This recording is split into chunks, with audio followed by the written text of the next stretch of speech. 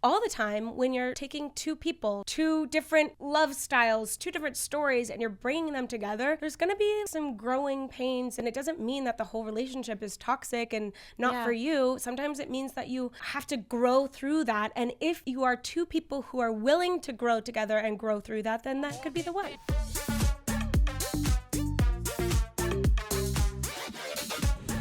Hey everyone, welcome to another week of Date Better with Heather. I am so happy that we have the coolest two guests in the studio. We have the cutest viral food content TikTokers couple in the studio. I love them. Introduce yourselves. Hi, I'm Alix, Traeger. And I'm Zoya, Biglary. You guys might have seen them on your For You page giving the best food videos. They actually have a few companies together, which is super cool. So we'll get into that. And I want to hear how you guys met. Well, we actually met on a dating app. Yes. But not the right one. Yes, well, we weren't out yet. Hulu was not out yet. We met on Hinge. A little bit more old school. Old school.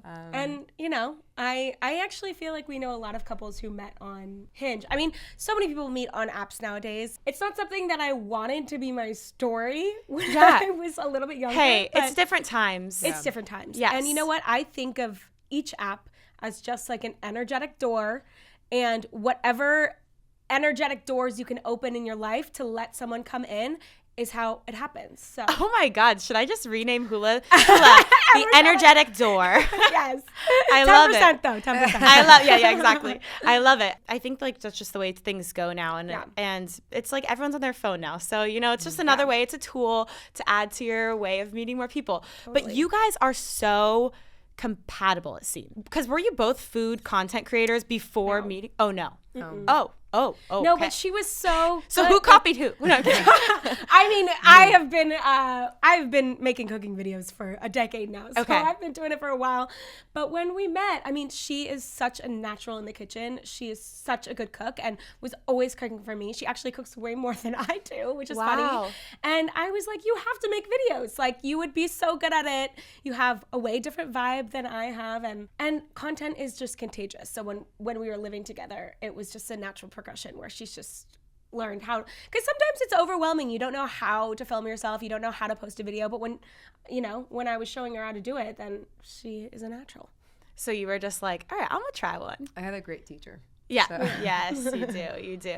So fruit peeling was your thing, you know? Fruit peeling was my thing. I mean, fruit peeling? No, that's what I went viral for. Whoa. Hold on. She's the internet's fruit peeler. Before we even get into your guys' tips, I need to know what being a viral fruit peeler is. Very niche. So my actual background is business. So I've always just been on like the social enterprise business end. Gotcha. And then when we met and she was doing a lot of food content, I was like kind of like messing around, make some videos too. And then one day, like a little over a year ago, I peeled an apple. And that is what went mega viral. Hold on. Is this like the new like niche content? Like not ASMR, yes. Fruit peeling. Yeah. Oh yeah, no, I got a bunch of articles about it, like okay, show me now I'm the fruit peeler's girlfriend. Yeah, can you like I was always my own I held my own on the internet, and now I'm the fruit peeler's girlfriend. Can you act this out for me? Like, well, I had an apple, and it was a real scene. I think the reason why I went so viral is because it was so authentic. She was making a pie or something. Yeah. And we're in the kitchen, and she just goes, "Oh shoot, I don't have an apple peeler like to do that." And I just was so upset, and I was like, apple peeler? I'm Persian. Like, I am an apple peeler. So I just... Wait. Why does Persian equal apple peeler? Persians eat a lot of fruit. Oh, I didn't know that. You learn something new every day. Okay. So continue. And so literally there was an apple, and I just turned my phone on, and I just record myself just peeling this apple. I do it all in one go. With a knife. It's very impressive. Wait, with a peeler? No, a knife. Like a paring knife. A small knife. And she'll peel it in one go while telling a story. It's very impressive. Like, people were like, you're a fruit peeler. And then when I pull out the video, they're like, oh, wow, that's cool. So people see this video, and then you just like lean in. You're like, give me the next fruit. Give me the next fruit. That's what I mean. People were commenting. By the time we were going out that night, and by the time we were at our friend's house, all of a sudden she goes, it has like 2 million views on it. It would then go on to have a collective, I don't know, over like 20 million views. But it's just me peeling this apple. Then everyone starts naming fruits. So then it turns into... So then people comment like banana, or I guess orange. No, orange. I will say the apple was impressive, but I was very impressed by the orange because I truly did not know how to peel an orange. I would just go out go at it with my fingers. And when she did the orange, which was her second video, I was like, damn, like that And was do you ever impressive. get like challenged with like a butter knife? I could do it with anything. I've done it with like plastic knives. Plastic knives, Yeah. Yeah, Now, she's now confident, yeah. is this? Did you lead with this on your dating app? No. No, this was Damn. Well, I knew- I hope not, because her dating apps were deleted by then. That's true. I meant before you got into this relationship. I was gonna say, Did she There's have? a problem if you see a fruit peeler. That's true. Fruit peeler on a If dating you app, see a fruit let me peeler, know. no. Let me know. So yeah, by the way, like one of the episodes we talked about like getting specific on your dating apps. Yeah. Alex, do you think if you saw on her profile, I'm a fruit peeler, would this so be it's a green flag or a red green, flag? Green. It's like ragingly Green green. flag. I mean, I always look for something like food adjacent, so I would have been intrigued. The prompt that got me interested was she had a line about orange wine. So she was like, I really love. Something What was I it? like is like orange yeah, wine. it was something like that. The key to my heart is orange wine. So I clicked like on that, and I was like, oh, I you know what? Here's some tea. We love actually tea. Don't love orange wine, I will say. But of course, when I saw that on the dating app, I was like, oh, I love orange wine. you know? Oh my God. It's not my favorite. I'm a red girl, but I hearted that. And then she said something like, oh, I'm glad you know, because we were chatting about orange wine. And she was like, there's some people who don't know what that is. They think it's like wine actually made from oranges. And I was like, it's skin contact. You know, Yes, I try to be cool, correct. Love it. And then our first date was over a glass. Actually, no. Like 10 glasses of orange wine. Oh my God, that's amazing. Not 10, I feel like but at least 6. she's gonna find out. Between the two of us, 10. And so going off that, I know that there was some mention of in the beginning, maybe one of you wanted a relationship and one of you was not there so much. Can you elaborate a little bit on that? It's your favorite topic. I do talk about this a lot. I talk about it a lot because it's so actually really real. important, yeah. It's so real. Happens. And I was caught in this loop for so long of, being like the anxious one and, feeling like people were always, because I also dated men, were, avoidant or unavailable. And when we first met, we really had an initial amazing attraction towards each other, I think. And it was going really well. And then, of course, as it had happened before, she started to pull away, and I could feel that. You always feel it. You always know. And I had done enough work on myself at this point, and things were different enough in my life at this point that I could act differently and call it out when I saw it and recognize what was happening and not fall into the super anxious pattern. Of course, the anxiety still lives within you. Of course, you still have to manage it. And that doesn't always go completely away, but call it out, have awareness about it, and start to change the story. So I think I took different steps that I would have in my past. What do you mean start to change the story? So changing the dynamic of like, okay, it's going to play out the same. One thing that really like dropped me to my knees in dating, because I feel like dating is where I really take most of my lessons out of, was that if I was looking back on my previous dating experiences, they all started to seem like they were the same thing. Like different people, but almost like the ghost of just someone with a different face. It's like interesting. So then I started to realize, like, what if it is just the same lesson over and over again until I complete the lesson? And then I was like, aha, there's something there. So starting to intercept my own patterns, like my own things that I would fall into of like maybe pursuing too much or not taking cues and actually managing my own anxiety and taking a step away and not putting too much pressure on the other person or to not give them too much of my attention too fast. So to starting to intercept those patterns and, love myself more than I could fall in love with another person too quickly, So what did you do differently? You were seeing these signs of that. Things So creep up. what did you do differently that you changed that story? I called them out. And how? Like, would you recognized call them. her up and say, hey? Well, she got to a point where she was like, I could tell she was pulling away. We ended up going out together and she sat me down and broke up with me. Zoya. Sorry. Yeah, I know. And I said, look, I don't want this to be like a prison for either of us. It should be exciting and happy. And I think that I see so much potential in what we could be, but I am not willing to not have what I want, which was a relationship. So that's the key, is that you set your boundary. You're like, this is what I want. Exactly. Okay. In the past, it could have been like, oh, that's okay. I don't need a relationship either. Cool girl. You know, really conforming to what they wanted, being like nonchalant about what my needs were, and not having boundaries. So I said, like, look, this is where it ends for us if you know, can't do if this, we can't. what I want. Yeah, if we can't have. So Zoya, then, do you believe in right person, wrong time? No. I believe that. Okay. No, I think that the right person you would change things around for. Okay. So this was the right person and the wrong time, but you're saying BS wrong time. There is no wrong time. I think you change the story. Like, if you think it's the wrong time, then you make it work. If you want to. Like, if you really want to. Ooh, that's some gold nugget. I mean, I've always been a big proponent of, like, if they wanted to, they will. So, like, to just quickly kind of explain what was going on in my head throughout all that stuff. Alix was as lovely as she always is, but, you know, something that's important that you were doing that, you know, I've done in the past, like we've all done, you're really excited about a person, and therefore you're so quick to just, like, whatever you want to do, whatever, you know, I'm down. And, like, in that, I actually didn't get much of Alix.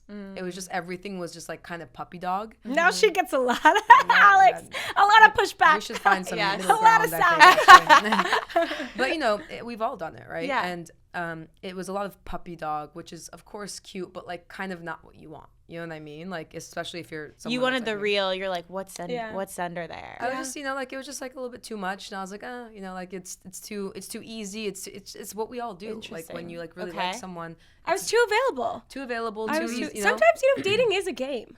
Okay, you know? so keep going. So I was just like, I just feel like I do like so many things about this girl, but, like, there's not this, like, thing that's, like, grabbing me enough. And because I felt that, and because this is, you know, it's about 2 or 3 weeks into us kind of talking and seeing each other, because I knew what she wanted. To be fair, I was very honest, and I didn't play a game of, like, extending it for any longer. So that's why I sat her down and told her, to which, you know, the response was maybe not great, but also great in terms of you responding, like, clearly of what you wanted. By not great, I just mean it was kind of, like, sad. But I think when you set that boundary too, and you were like, okay, well, then we'll kind of cut this off, whatever, then I think that's when I took a day and I thought about it, because it was very quickly after, where I was just like, well, okay, like, that was cool that she, like, You're like, stepped wait, back. she, like, actually just walked away. You have to leave. You have to can't stay there and be in the bed. Well, you did spend the night, but you. Okay, so she had this conversation with me at, like, 3 a.m. It was what like am I 3 gonna a.m., do? yeah. We were going to bed, so I went to bed, and, like, But by then crack of dawn, I was gone. You were ready to walk. Yes. And you did walk. She did. So then I think I looked at it and I was like, okay, well, I like that. I mean, it wasn't, like, it kind of sounds like I need her to leave to but that's not what it was. I was like, oh, I need to see that there's a backbone. I need to see some real personality and guts from this person. I think a lot of people want that, though. I think whether or not you admit it, it's true. You want the person to, like, really show that they love themselves, because that is what attracts you to someone. And little did she know, my ass was on the side of a cliff. I left her house and went immediately on, like, a 10-mile hike to find myself. Did you find it? Wisdom Tree, you know, in LA. And while I'm on this hike, just being like, okay, you know, a very different feeling than I would have had in my past, of being like, it's done. Like, if this is not what she wants, then it's not what I want either. And, like, that's okay. Wow. I'm gonna be fine. And that feeling, boom, this girl is texting me. She is like, I care about you. And I was like, damn, this shit actually works. Like, so I think it's funny because, you know, whatever sometimes voodoo spell you put on me, it works. Something happened. I was like, that was fast. Wow. Yeah. Well, there's something too when you listen to that, like, gut, like, you're 100%. Like, this is what I want, and you did not shy away from that. No. And there's something that when you actually go with what your like, you were like, I want a relationship, and you make this strong choice for yourself, you able to have, like, peace when you walk away. Yes. And you're able to just put trust and be like, whatever's meant to be will be, but that is not what I want, and I want this. Yeah. And if I'm not gonna get that, then I'm gonna keep moving on. And that energy. Yeah.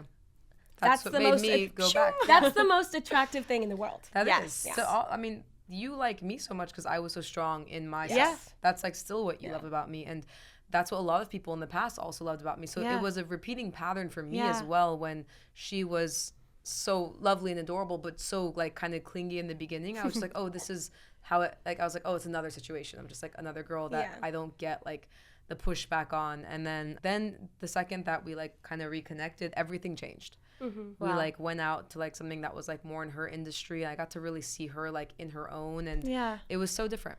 So then from that point, everything changed. Yeah. I will say, like, one tricky thing is, especially since there's so much information now about like healthy dating and toxic dating patterns and all of that, we're like inundated with information, and there's so much that you can learn, that it kind of is like a pendulum, and you swing in the way of like, okay, well, does that mean like they're not the one, or like this is a toxic pattern? It's like a lot of like, bye, like say goodbye and close the door. But sometimes, all the time, when you're taking two people, two different love styles, two different histories and two different patterns, two different stories, and you're bringing them together, there's going to be like some growing pains and butting heads. And it doesn't mean that the whole relationship is toxic and not for you. Sometimes it means that you know, have to grow through that. And if you are two people who are willing to grow together and grow through that, then that could be the one. Well, that goes right into what this whole show's about, is helping people date better. Yeah. So I ask every guest to come in with their top 5 tips about how people can date better, because just like you just shared wisdom, we all have different stories that can help each other out. So I'd love to know your guys' top 5. We'll start with number 5 and we'll get down to 1. So what, you guys are going to kind of pow out. They're collabing on these top 5. So Zoya, you can go first on your number 5 tip. As one most important? Yes. Okay. Then I would say, number 5, then I would say, we kind of disagree on this, but I really feel like don't text twice. Ooh. Like, I really believe in That's like a spicy strong energy of like, if the person's not texted you back, don't text them again. I don't agree. I don't agree either. But maybe, I do not agree. I don't know. If someone's left you hanging, I don't think you should text them again until they come back. Correct. What if you're like texting in like, okay, so I'm like, oh my God, this psycho dog just walked in. Wait, its owner just like, is that okay? Or you're saying not like hi, how are you? Left on red. If someone leaves you on red. Okay, so you're saying don't text twice. Like if you said, hey, how are you? They didn't reply. Then you send, hey, how are you again? You're saying don't do that. But you could do like I wouldn't do that. I don't think. Yeah, that's you could do the continuous double text. I text in like one word at a time. I'm like sending the bubbles. Zoya's like, please stop doing that. I do that too. I'm like, well, shoot. I full bubbles. Yeah. If someone leaves you on red, if you ask about something like, oh, and like, what about Thursday? And like, you just don't get a response, do not. I will say, now knowing the parameters of it, I don't like hard and fast rules like that. I will say, it's all an energetic game. So if you tune into your own energy and there's a reason that you're double texting, if it's coming from a place of having like low self-worth and like wanting that person to like respond to you out of like, I'm not good enough, or like I'm trying to get them to come back, I don't think you should do that. But you have to tune into your own energy. If it's truly a double text of like, I don't give a shit about, what happens and I just want them to know something, I don't know, like, great for you. But have you ever after someone texts you and then they text you again, have you ever like gotten the ick? No, gotten into them more? Or like has that made you reply? I feel like you're more likely to get the ick. I would get more likely. More likely, but I'm sure there's always exceptions to every rule. By the way, that's why I don't like hard and fast rules like that. And it's like so nuanced. It's nuanced. Like I think more often than not, people are probably double texting out of like low self-worth behavior. Correct. Yeah. I will say, if I like someone, I'm like not the best texter. Sometimes I'll read it and then I'll be in the middle of something and I'll forget. Me too. But I'll even reply back days later. Like I will reply. Yeah. If I'm interested in any way, I'm not gonna. I wouldn't send them into double textville. Yeah. The thing that's tricky though in early dating is that like there's so many mixed signals, especially also with men. I have experience dating men, actually way more experience dating men. Yeah. But it is hard. There's kind of like a tricky in between of like wanting to set expectations and boundaries. And if you are going for a relationship and being clear about that and then wanting good good communication even over text, and then also being like, well, it's early, especially if it's early dating, maybe I haven't even met the person yet, like how do you establish those rules? Well, I was watching a video yesterday, and there's these girls, they're beautiful girls, and they're like, oh, well, I become interested in someone who pursues me hard. Like, so what do you feel about that, Zoya? Yeah, that's true. That's depends true. how hard. I mean, like, depends how hard. I think that they balls to the wall. I think you say that, but it's like one of those funny things where it's like, if in the situation we're talking about like this dreamy model-esque person is like showing you all this affection, of course you're down for them to text you a million times in a row.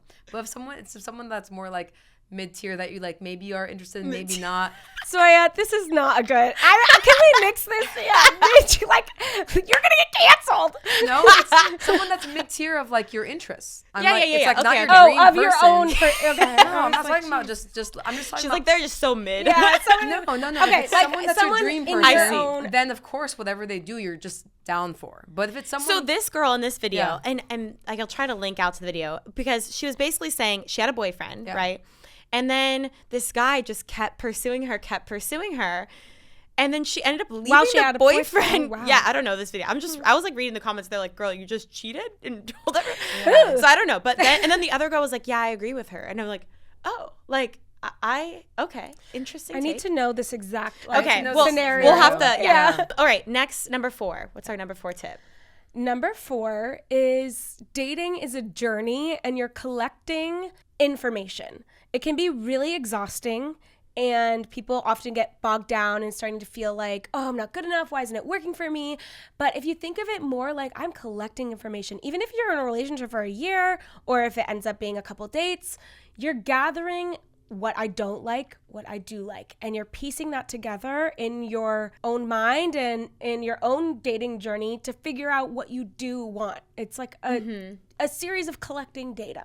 So do you think you need to date a lot of people to figure out what you want? Totally. Especially in our case of being a queer couple, some people are very clear within themselves about that from day one. But for me, it took a lot of like experience and dating around and figuring out what I don't want, and then finally coming to a point where I know what I want and was able to match with I agree. I feel like I'm very thankful for the relationships that didn't work. 100%. Because I'm like, oh, like, I don't think I would have known that unless I lived with this person, unless I went through this thing. I just don't think I would have known to think about that. And just think of how much you grew as a person when you break up. Like, oh my God. Those are experiences. The things you learn after, 100%. You just grow like.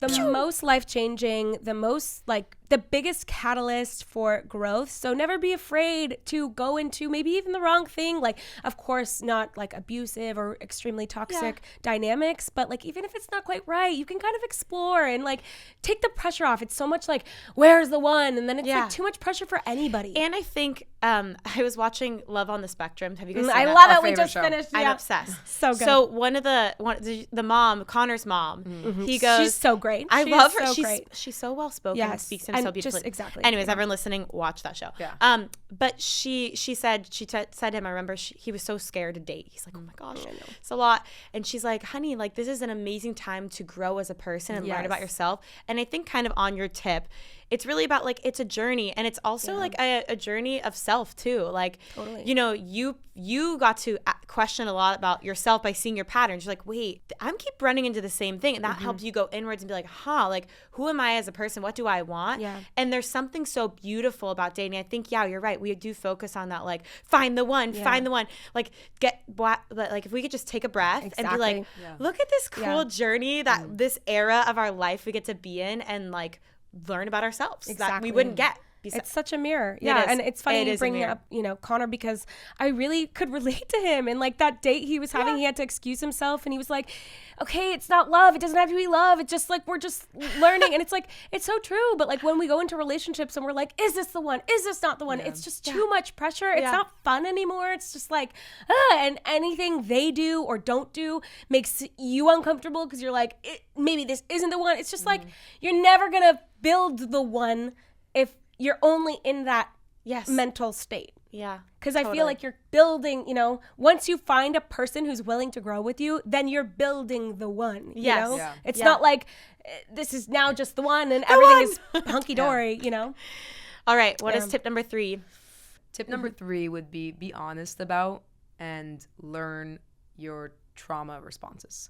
Ooh. Because so much of dating, those like toxic patterns that we're in, a lot of it's a trauma response. And I think it's important to learn that and be really honest about what your patterns are, so that when you do meet someone that you might disregard because maybe they don't make you feel the exact way that like those past 2 or 3 people that are like perfectly fit in your trauma response did, you might disregard that person. It's like, oh, maybe that's not like the right partner. Can you explain what you mean by trauma response and how you communicate that to a partner, or do you communicate it, or how does that look? Yeah, I think it's really hard to do when you're younger, but the whole thing about, and again, everything can be taken with a grain of salt, but like sometimes they're like butterflies aren't always butterflies. Sometimes they're anxiety, which is not the best. Mm-hmm. Of course, your partner should make you feel like that excitement, but the butterflies that we associate so much to when we're younger, a lot of them are their trauma responses.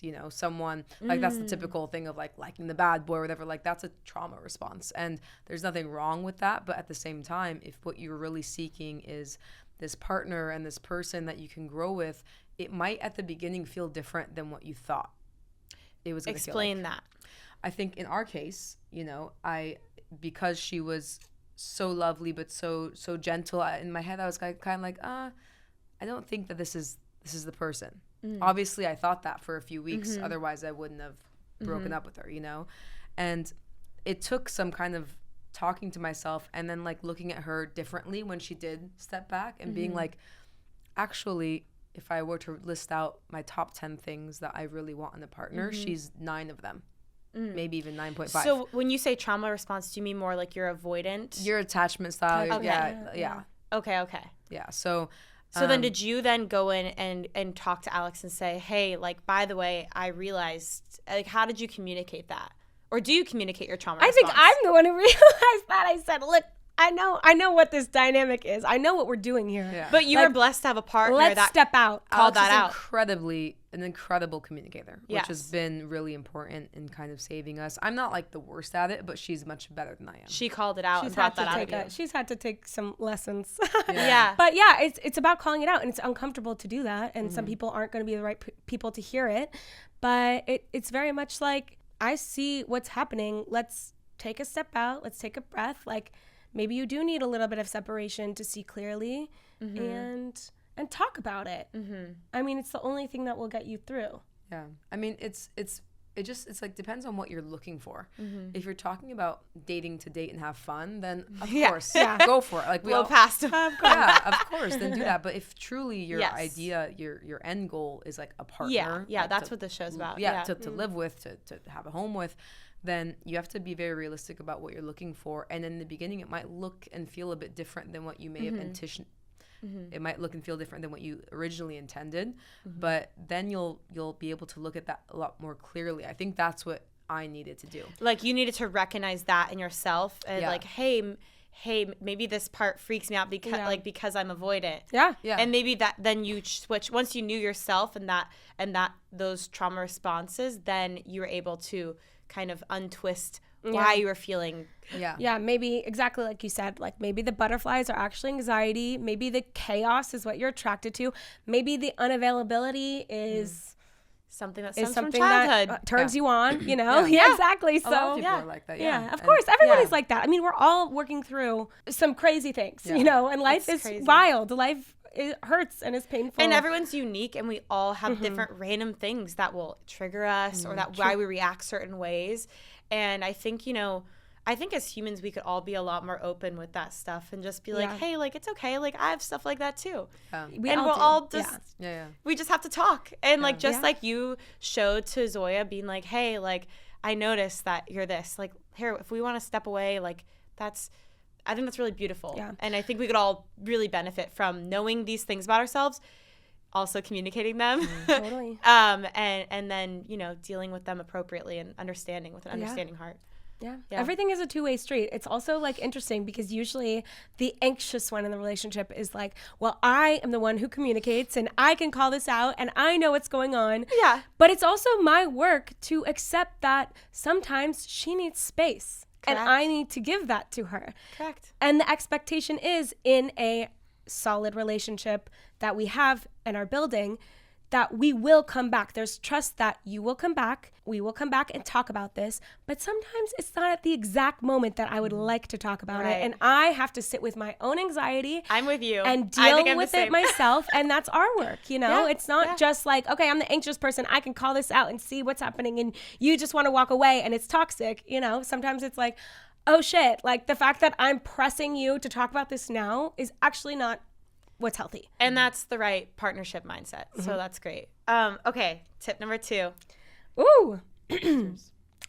My tip number 2 is, well, like anything, to have so much fun in dating. Again, it's hard. It's quite wild to think that two people, again, with these histories and stories and patterns and lives and friends and families can come together and seamlessly match and figure it out. So the fact that that happens is a miracle in and of itself. It is. And, you know, I have been through years of dating of feeling like it's never going to happen for me. There's something wrong with me and all la-da-da-da-da. And it's not true. And, you know, sometimes it does take stepping out and maybe pausing dating and really working on yourself alone, but then coming back to it and having like a fresh mindset and having fun and being like, this is such a cool opportunity to meet new people and grow, do cool things, just like Connor, and grow. Just like Connor. Just like Connor. And grow. And sometimes it's fun. Like it's always easier said than done. And I wish I could talk to my younger self. You know, there's people out there who are single who are rolling their eyes and like, yeah, it's easy for you to say, and everyone always gives you that advice. And you probably did the same thing when you were the years that I was single, like live it up, and you're like, well, F you, because I want to be in a relationship, and it doesn't compute. So I get that too, but like it really is true. Like now that I'm in a relationship, you know, that we're going for the long haul and, you know, we own a house together, it's like, damn, I wish I would have, you know, had a little bit more fun or just like a little bit more like lightheartedness and not so much pressure. And just enjoy those single years more because they're not forever. No. And, you know, enjoy this era. Have fun. Enjoy. All right, what is our number 1 tip? Well, do you want I guess it lands on you and you were going to say Mine is still like a lot of self-worth stuff where I said this earlier, but I still feel like if, you know, be really strong in yourself, and if the person wanted to, they would. Ooh, so you believe if they wanted to, they would. Yeah, I believe that if someone wants to do something, they will do it, and if someone wants to, they a hot will take? show you. So there is a new side to that, and sometimes you it? want something and you didn't. Sometimes you, wow, So- that my mind just blew. I've never wanted something and not. That's true. Like, I guess we're kind of go-getter people, and usually we do. I am like that too. I'm pretty like, I make stuff happen. No, you make stuff happen. happen. I go for it. Yeah, and especially in dating, I feel like if I So I think they were like, people give examples of why so like sometimes like you're waiting for them to text you. Yeah. So you don't. But then they're waiting for you to text that, so then nothing happens. So that's why when people say like, there's obviously like, if they wanted to, they would, but then sometimes there's a vibe, you know, there's a vibe, and especially when you're early dating, texting, it just carries on. It just goes because they're thinking of you all the time. Maybe not all the time, but like a lot of the time. So it's never like, oh, a week went by and I never texted this girl. Like, okay, you don't like her that much, you know? Like, I just think, I think it's there should be ease with it. Maybe is the better thing. There like, should be ease. I've from personal experience never been super into someone. And didn't go after it. And didn't and like forgot to text them for 4 days. For a week, you know you're like, I mean? okay, Like, you clearly don't like them means that that much. they're not high on my priority list. And I think that They got that mid-interest level. It's not mid-interest. Yeah. And of course, people have different reasons, but it is hard for me to accept. And I say this to my friends all the time.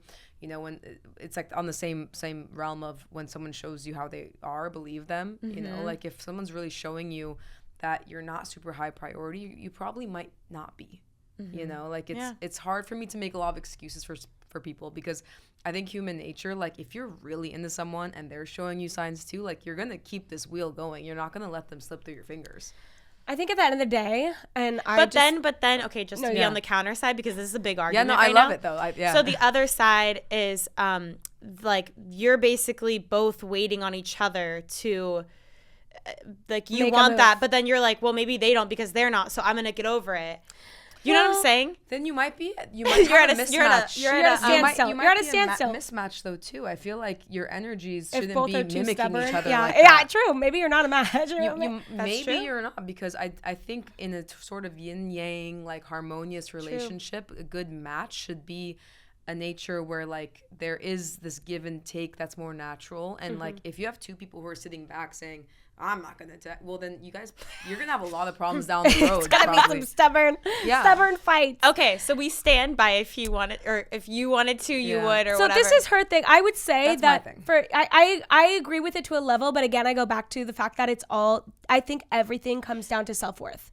Yes. So at the end of the day, your own self-worth is what you need to fix first and focus on first before you can invite that perfect person in for you. Totally. And to meet your best match, you have to be at your best, self and love yourself enough to be able to recognize that when it comes. And so I think starting with you and working on your own worth, and then when you're faced with situations that might not be like a great person, you're immediately going to write them off because you're not like maybe craving that attention and love as much as you would have been because you're feeding yourself more. Yeah. All right. Well, those were amazing. Okay. And I just really feel like you guys are a power couple and like a really good partnership. I feel like you take care, like you guys just have a really good team mindset. And I think a lot of people look for that. What do you think, I mean, we did sort of touch on this, but I think it really is that you were two individuals who came together and made a beautiful team. Yeah. What are your tips for people who are looking for their power duo? What on the front of like, what should their dating profile look like? Is there anything that like you guys, I don't know, like what does that look like for you guys? I heard this really amazing tip a few years ago when it was from Esther Perel, who is an incredible relationship expert. Yes. Like, I don't know her exact title. And she was talking about how we're such an individualistic society these days, and it's easy to feel like we need to be at our absolute best, our most successful, do everything that we want to do in our lives, and then meet our person. Yeah. Because you have to be at the top, and you have to attract this person into your life when you're there. And she said, actually, the most successful and the most powerful couples are the ones that have come together and built together. Because it's in the building that you are, one, in the trenches and like having to lean on each other. And then it's two, you both get to look at what you've built, and there's a lot of stakes that have gone into the relationship. And there's a lot of camaraderie that happens because of going through the building. And then, you have this strong bond at the end of the day because you have built something together and something to look back on, and you have this strong foundation. So I think that always sticks with me. It's like, oh, we didn't have to be at our top to meet our person, and you shouldn't be. I mean, amazing if you are, because some people hit their top pretty early these days. But I think that's really wonderful and a good reminder for people. Yeah. So when you were putting yourself out there, was there anything specific that, like, were you looking to have someone who's like kind of very similar to you, or no, you guys just became a power couple because you built together? No, maybe subconsciously I was like looking, but no, I've always just really cared about, like, of course, like for me, again, it's like energy. I knew I wanted, someone who. But you at the end of the day were looking for someone to build with. 100%. Oh, 100%. Yeah. I think that's by the way, I think that's a great way to live your life is like, do I want to build with this person? Even friendships, whatever it is. Yes. I remember hearing someone say that, and that always stuck with me as like, when you meet someone who you leave them and you're like, oh, I feel like gross. Yeah. Like having that filter through all your relationships, do I want to build with them? Especially in a partner, obviously. Yeah. And I think you guys so just are a beautiful image of that and building together. Speaking of things you're building together, we're closing out our show, but I'd love to hear about the company that you guys started together and tell people where to find you guys on your socials and a a little bit more about that. Go for it. Absolutely. A couple of companies. Yeah. Now. See, this is what happens when you build together. Really building. Well, when really cool. Yeah. when a business person meets a food person, obviously some food products are born. So the first one is Fish Foods, which is a plant-based raw fish option that I launched a couple of years ago that then Alix got involved in naturally because she was there for it and then took the marketing lead. It's pretty nice to have a huge food social media content creator involved on the team when you have a food product. And then it's been lovely just to build that together and see where that goes. And then while that bug was kind of in us, we also have Expensive Taste, which is a saffron oil, which is... Do you guys also have Expensive Taste? We also have Expensive I do. One of us more than the other. Zoya always says, I will never financially recover from this you. is why I have all these businesses. So she just channeled that into products, exactly. so you can help fund. I'm a Taurus. I like finer things. We love this. And speaking of finer things, the first product launches the oil, the correct? saffron oil. Oh my God. If you guys are listening, watching, go and watch their videos. You can see the oil in action. It just makes you want to try it because, oh my gosh. Saffron They're is putting the on most ice cream. It's luxurious. Truffle is so out. Truffle's out, saffron's in. That's Saffron's right. the most expensive spice in the world, so we infuse and this. you deserve it. Yeah. You deserve it. You deserve it. You all deserve You saffron sisters. Yeah. It's an amazing organic olive oil that we infuse with premium Persian saffron, and it's delicious. You can put it on anything. It's a finishing oil. Yeah. But yeah, again, that's something I learned, by the way. Yeah. I went through and stalked your guys' socials. I didn't know a finishing oil was a thing. And yes, suddenly I'm like, my gosh. Finishing oil? Yeah. Didn't know. Yeah. So all the socials for people to find you guys are... I'm at Major Traeger on Instagram and Alix Traeger, ALIX, on TikTok and YouTube and everywhere else. And then I am Instagram's at Zoya Roya, and then TikTok is at the Zoya Roya. Very confusing. We should have kept it pretty standard. And I am Heather Hopkins, and you know the best app ever is Hula, so you gotta get on there, HLAH. And thank you, Alix and Zoya, for helping us date better today. We will take those tips and run with them. I will see you guys next week. Such a pleasure. Thanks for having us. Yay.